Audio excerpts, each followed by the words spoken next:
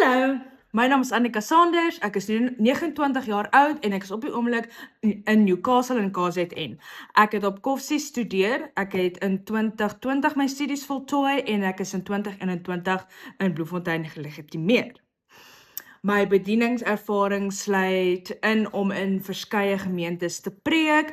Ek het ook onlangs die voorreg gehad om in die Lutherse Kerk in Pietermaritzburg en in Piet Retief te kan bedien, waar ek so 'n bietjie Duits aangeleer het, ook met verskillende kulture te doen gehad het. Ek het in Engels gepreek en ek het ook die ongelooflike voorreg gehad om die sakramente soos die nagmaal te kan bedien, in beide Engels en in Afrikaans. Ek is goed met Bybelstudies, veral met die ouer mense. Ek doen pastorale bediening, siekebesoek, as ook werk saam met die kinders van kleuterskool af tot in met die hoërskool. Ek voel ek's 'n lekker opwindende mens, so ek kom goed uit die weg met enige ouderdom wat daar is. My roeping het begin met nuuskierigheid in die kerk en ek sal graag my bedieningservaring as van kerkbank tot kansel beskryf.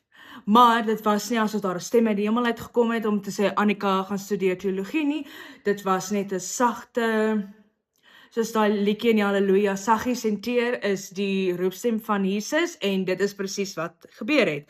So my visie vir die kerk is om inklusief te wees, om oop en eerlik met mense te wees, om te kommunikeer en om te wys, nie noodwendig deur net ons prediking nie, maar so ook dat die prediking ons sal bemagtig om buite te gaan en die woord van die Here uit te leef, soos wat Jesus vir sy disippels gesê het in die evangelie. So, my liewe broers en susters, dit is ek, Annika Sanders.